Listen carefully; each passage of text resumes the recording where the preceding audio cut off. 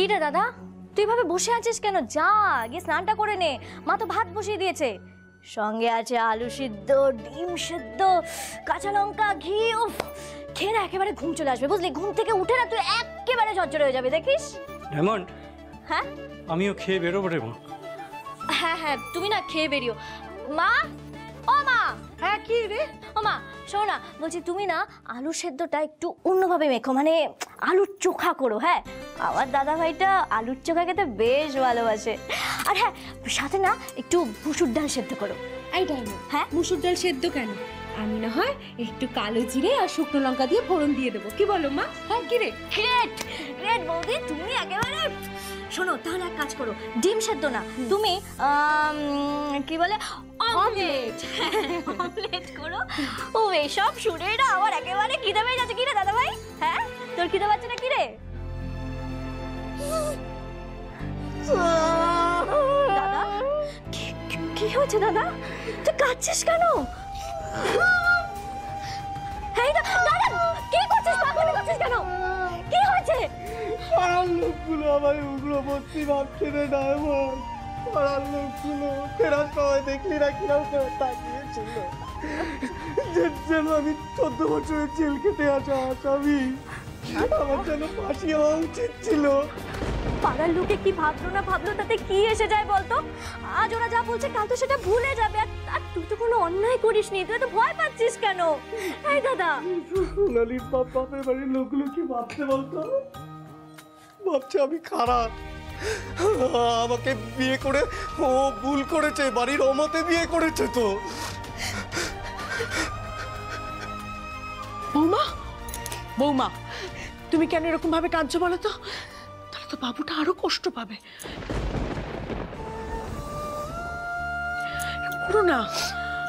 না বৌদি, তুমি আর কাঁদবে না, চোখের জল মুছো।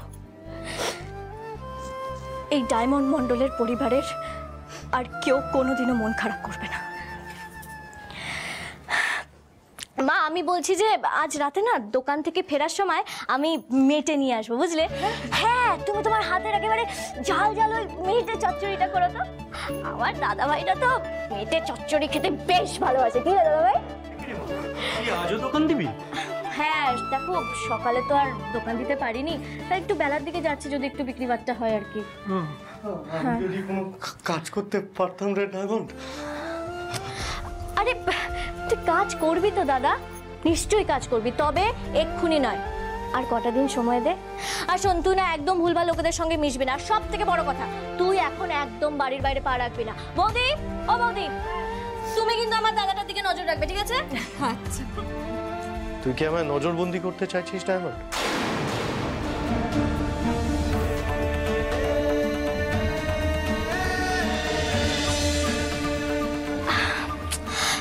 তোর বোকা ছেলে, কি সব যে বলিস না। শোন, তোর যা দরকার লাগবে তুই আমাকে বলবি, কেমন?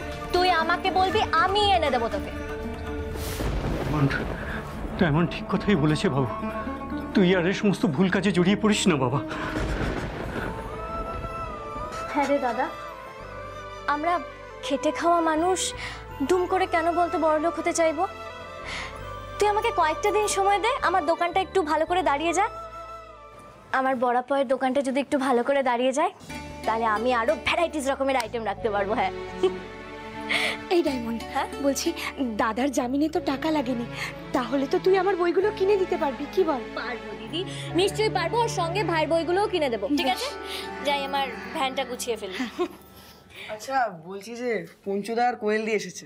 ও চলে এসেছে? এই দাদা, আমি আসছি। ও মা, বৌদি শোনো না, বলছি আমি আসছি। সাবধানে আয়। আমি সাবধানে যাবো। এই কোয়েল, গামলাটা একটুখানি।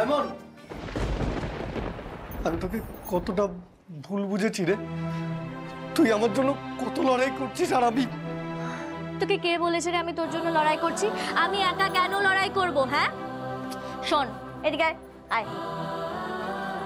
আমরা সব সময় একসঙ্গে একে অপরের জন্য লড়াই করে এসেছি, আর আগামীকালেও লড়াই করব। কি? হ্যাঁ, লড়ছি লড়বো, লড়ছি লড়বো, লড়ছি লড়বো। আমি আসছি গো বাবা, আসছি। বস, আমরা অতীনকে পগার পার করে দিয়ে এসেছি। পুলিশ আর চাইলেও অতীনকে খুঁজে পাবে না। Good, very good. পুলিশ অতীনের নাগাল পেলে তোমাদের খোঁজ পেত, আর সেই থেকে আমাদের কাছে চলে আসতে পারতো। খুব ভালো করেছো, ঠিক সময় ঠিক কাজ করেছো, নাহলে সমস্যা বাড়তো। Good good good. কিন্তু বস, অন্য একটা সমস্যা আছে। সমস্যা? আবার কি সমস্যা?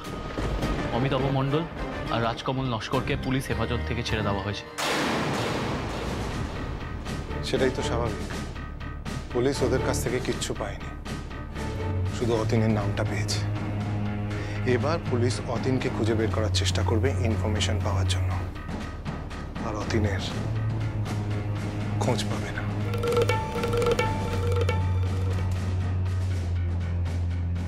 তুমি কি একটা মাস্টার প্ল্যানের কথা বলছিলে? ব্লাস্টিং এর মেন প্ল্যানের ফর্মুলার ফাইলটা এনেছিস? সেটা কোথায়? কি হলো? চুপ করে আছো কেন? যে ঘরে আমরা ওই ফর্মুলার প্ল্যানটা বানাচ্ছিলাম, সেই ঘরে হঠাৎ করে রিদান গাঙ্গুলি অ্যাটাক করে।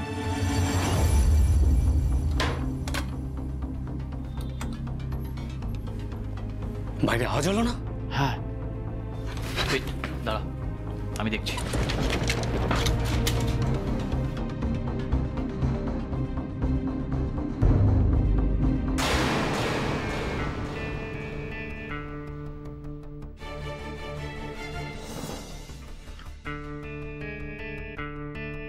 ওই বাড়িটা। Follow me.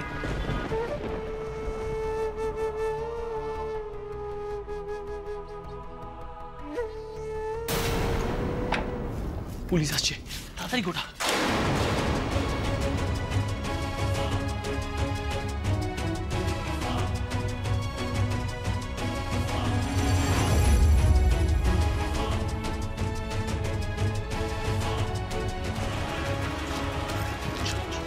চল চল চল।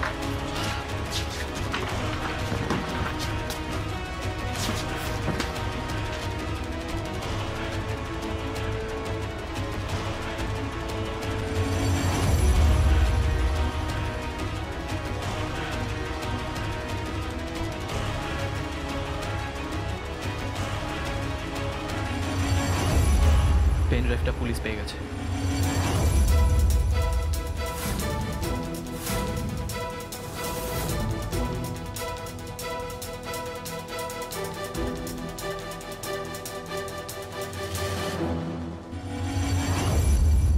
আর খামটা? আই এম শিওর খামটা এখনো পুলিশের হাতে পড়েনি, তা নাহলে এতক্ষণে আমাদের গর্দান পুলিশের হাতে থাকতো। পুলিশের হাতে আমাদের গর্দান থাকতো না, আমাদের হাতে পুলিশের গর্দান, সেটা 15ই আগস্টই প্রমাণ করে দেবো। সেটা এখন বলছিস? হ্যাঁ, এত বড় কাণ্ডটা করলি কি করে? হ্যাঁ, করলি কি করে? পেন ড্রাইভ, খাম, দুটোই হাতছাড়া হয়ে গেল। সরি বস, আমাদের ভুল হয়ে গেছে। খামটা তার মানে এখনো ডায়মন্ড মন্ডলের বাড়িতেই আছে। আজকের মধ্যে যেভাবেই হোক ওই খামটা আমার চাই, বুঝেছ? কি করে করবে সেটা এবারে দেখে নাও।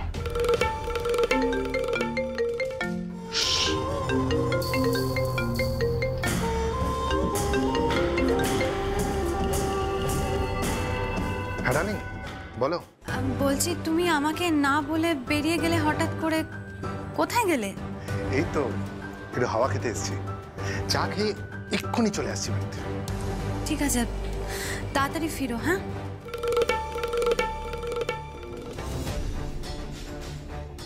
15ই আগস্ট কিন্তু এসে গেল, ওই খামটা তাই আমার চাই। ওই খামের মধ্যেই আছে মাস্টার প্ল্যান।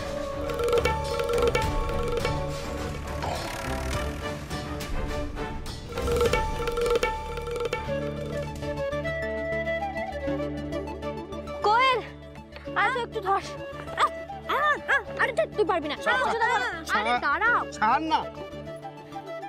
সব কিছু নিয়ে নিয়েছিস তো? ঠিক আছে, তাড়াতাড়ি কর। আর সকালে দোকানে বসা হয়নি, এখন যদি না বসে, উফ, বিকেলে বসতেই হবে। চল।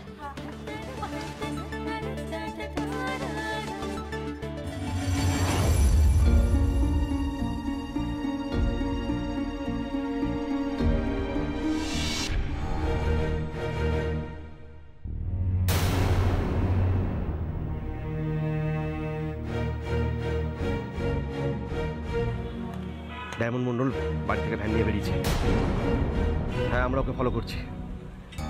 যে করেই হোক আমাদের মাস্টার প্ল্যান সবটা ভ্যান থেকে নিয়ে নেব।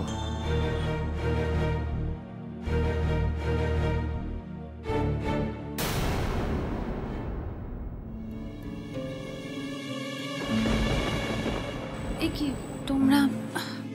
কি হয়েছে? কোনো প্রবলেম? প্রবলেম? কই না তো। কি কি প্রবলেম হবে? তোকে আর দীপ্তকে আজকাল কেমন ছাড়া ছাড়া লাগে। কি হয়েছে বলতো সত্যি করে? না মানে দীপ্তর কাজকর্ম, ব্যবসা সব ঠিকঠাক চলছে তো? হ্যাঁ, মানে আমিও সেটাই ভাবছি। মানে সে কবে থেকে, আর্যর বিয়ের আগে থেকে দীপ্ত এখানে, ওর ব্যবসায় কোনো অসুবিধা হচ্ছে না এর জন্য? তোমরা শুধু শুধু চিন্তা করছো, আমরা একদম ঠিক আছি। ঠিক আছি আমরা। আমি বুঝতে পেরেছি আসলে আমি আর দীপ্ত এখানে আছি বলে তোমরা শুধু শুধু চিন্তা করছো, ভাবছো দীপ্ত এখানে আছে কি করে কাজ করছে। একদম চিন্তা করো না, মোবাইলে ও শেয়ার কেনা বেচা করছে তো, কাজ চলছে ওর। কিন্তু হঠাৎ করে তোমরা এই প্রশ্ন কেন করলে? কারণ এই মাসে তোদের ফ্ল্যাটের ইএমআই ব্যাংকে জমা পড়েনি। হ্যাঁ, আমি তোকে কথা বলতে শুনেছি ব্যাংকের সঙ্গে। আমিও শুনেছি। কি হয়েছে? ব্যবসা যদি ভালোই চলবে তাহলে ফ্ল্যাটের ইএমআই দিসনি কেন? জীবনে চলার পথে এরকম সমস্যা সকলের আসে। টাকার যদি দরকার হয় বলতে দুবার ভাবিস না কিন্তু। না বাবা, তুমি একদম চিন্তা করো না। দরকার হলে অবশ্যই বলবো তোমাকে, কেন বলবো না। আমাদের ব্যবসা একটু মন্দা যাচ্ছে ঠিকই, তবে খুব তাড়াতাড়ি আমরা আমাদের প্রবলেম সলভ করে ফেলবো। তুমি একদম চিন্তা করো না। তুই সলভ করবি কি? কি সমস্ত বলছিস? এই যে যা দেখছি সবই তো তোদের ভাই বোনের, তাই তো? চিন্তা করছিস কেন? হ্যাঁ, তুমি এই বাড়ির একমাত্র মেয়ে, কত আদরের আমাদের বলো তো। আরে বাবা, তোর কষ্ট আমাদের কষ্ট, তোর টেনশন আমাদের টেনশন। আমি জানি কাকিমণি, আমি জানি তোমরা তো সবাই মিলে এর আগেও দীপ্তর ব্যবসায় টাকা ইনভেস্ট করেছো। তাহলে এবার বল, কত মাস তুই ইএমআই দিতে পারিসনি? 3 মাস। 3 মাস? 3 মাস ইএমআই জমা পড়েনি? ব্যাংক তো ফ্ল্যাট সিজ করে নেবে। জানি বাবা। তো তুই যে বললি ব্যবসা মন্দা গেল, ও শেয়ার কেনা বেচা করছে? হ্যাঁ, আমিও তো তাই জানতাম। মানে দীপ্তকে জিজ্ঞাসা করলে ও তাই বলে, তবে আমার মনে হয় ও ঠিক বলে না, ও ভুল বলে। ওর ব্যবসায় প্রবলেম যাচ্ছে, যেটা আমার কাছ থেকে ও লুকোচ্ছে। তাহলে জ্যাম্বোকে বল অন্য ব্যবসা চালু করতে, কমার্সটা তো ভালোই বোঝে। তেমন হলে আমি কিছু হেল্প করব। তোমাকে আর কাউকে হেল্প করতে হবে না, বুঝেছো? তুমি নিজেকে নিজে হেল্প করো। তোমাকে নিয়ে আমি চিন্তায় মরছি। সত্যি দাদা, একে নিয়ে আমি তো আর পারছি না। আমার মনে হচ্ছে কি জিতের সাথে ওই হার্ডওয়্যারের দোকানে একটু বসিয়ে দিই। যা 2 পয়সা রোজগার হবে, একটা হিললে তো হবে। তারপর একটা ভালো মেয়ে দেখে একে বিয়ে দিয়ে তবে আমি শান্তি পাবো। আমায় বিয়ে দেবে? আমি ওইসব বিয়ে টিয়ের মধ্যে নেই মা। আমি সারা জীবন ওই পাহাড়ে যাব, সমুদ্রে যাব, ফুড ব্লগিং করবো, ব্যাস এইটুকুই আমার ইচ্ছা। তাই নাকি? ফুড ব্লগিং করো আর আমি তোকে মেরে পিঠের চামড়া তুলে দেবো একবারে। মেরো না মা, উফ মা মেরো না। তোমাকে তো পুরো ওই আসল রয়্যাল বেঙ্গল টাইগারের বউ, একদম আসল বাঘিনী লাগছে মা।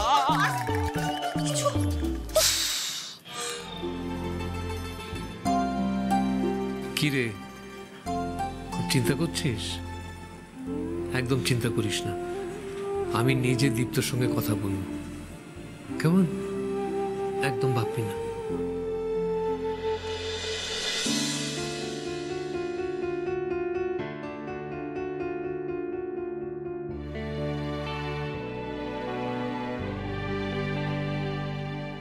একে নিয়ে আমি তো আর পারছি না। আমার মনে হচ্ছে কি জিতের সাথে ওই হার্ডওয়্যারের দোকানে একটু বসিয়ে দিই, যা 2 পয়সা রোজগার হবে হবে, একটা হিললে তো হবে, তারপর একটা ভালো মেয়ে দেখে একে বিয়ে দিয়ে তবে আমি শান্তি পাবো।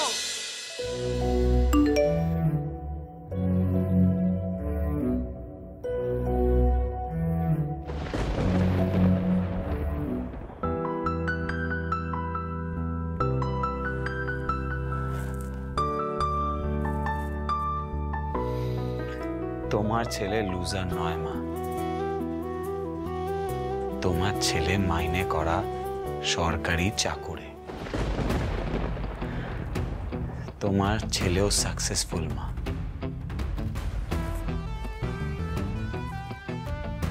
তোমার ছেলে একজন আন্ডার কভার পুলিশ অফিসার।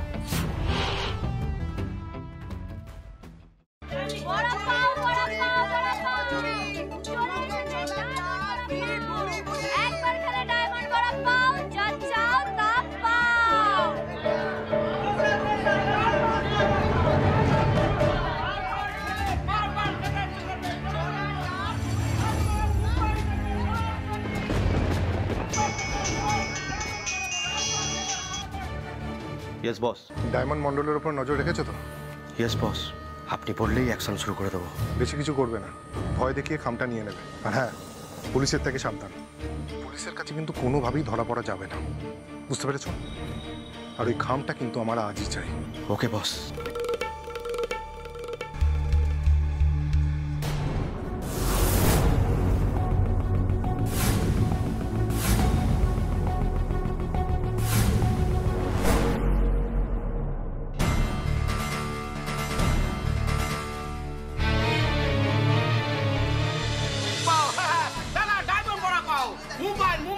বড়া পাও? ইয়েস স্যার, ইয়েস, ডাইরেক্ট একেবারে মুম্বাই থেকে আনা। হ্যাঁ, কটা লাগবে বলুন? না না, বড়া পাও খাবো না। পেঁয়াজ কচুরি হবে? পেঁয়াজ, হ্যাঁ হবে। ওই তো পুরটা ভরাই আছে, শুধু বেলবো আর গরম তেলে ছাড়বো। ফোনই করবো স্যার আপনাদের দিয়ে। তাহলে পেঁয়াজ কচুরি দাও। হ্যাঁ দিচ্ছি। পুঞ্জুদা তাড়াতাড়ি করো, বেল বেল বেল তাড়াতাড়ি বেল।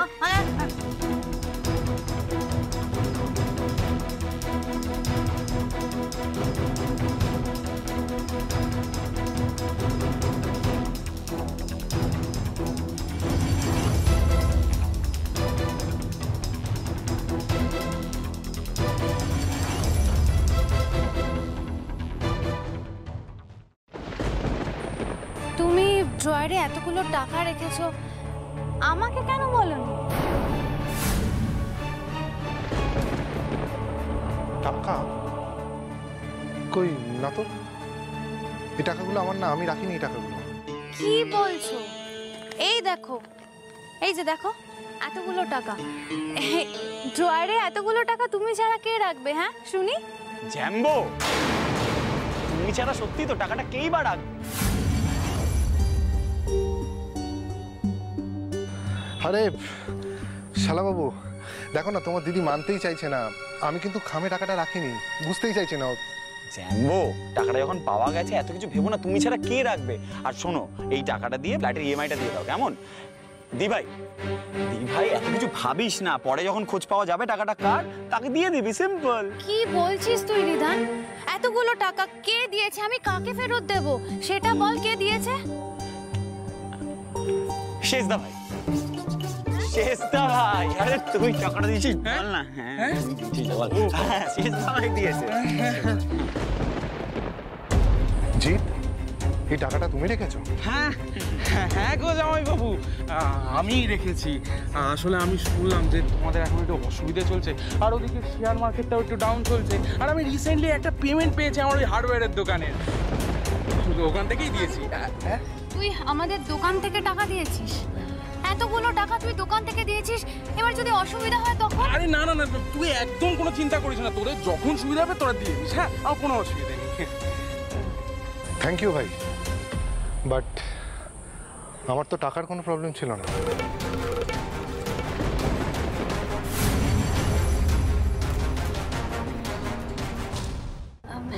আমি বলছিলাম কি, আসলে কি বলতো, মা কাকিমুনি এমনভাবে চেপে ধরলো আমাকে, আমি না বলতে বাধ্য হলাম। আমি বলেছি যে আমাদের টাকা পয়সার ঠিক এই মুহূর্তে সমস্যা যাচ্ছে, ব্যবসার কাজে সমস্ত টাকা ব্লকড রয়েছে। আমি তাই জন্য তুমি তুমি তাকাচ্ছ কেন আমার দিকে এভাবে? রেগে আছো আমার উপর? হ্যাঁ,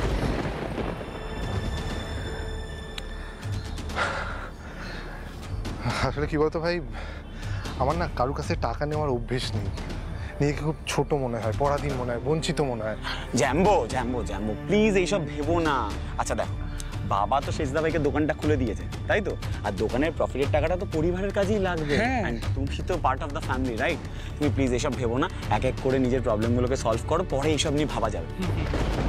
দি ভাই, হা করে কি শুনছিস? চ চ চ জ্যাম্বোকে খেতে দে, যা যা যা, অনেক দেরি হয়ে গেছে, যা।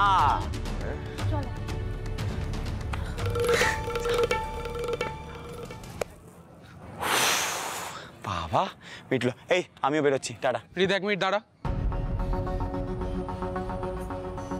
তুই আমাকে সত্যি কথাটা বলতো, তুই এতগুলো টাকা কোথা থেকে পেলি?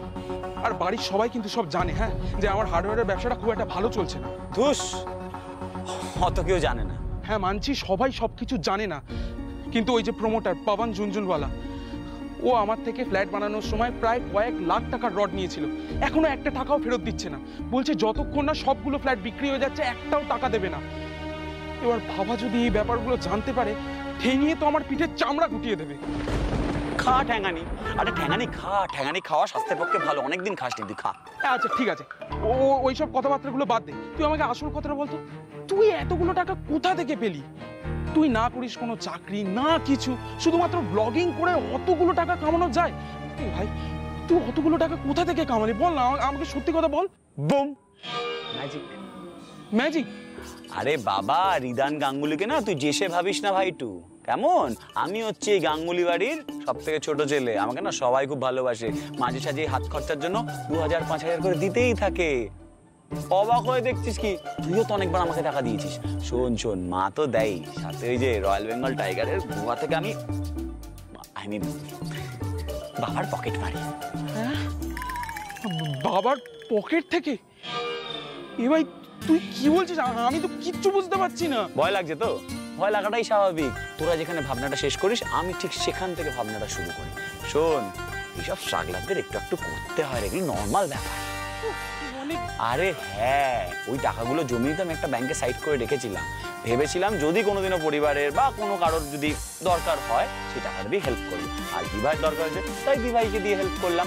তুই আর কিছু ভাবিস না তো, তুই শুধু মাথাটা কম, তুই শুধু বলবি টাকাটা তুই দিয়েছিস, ব্যাস।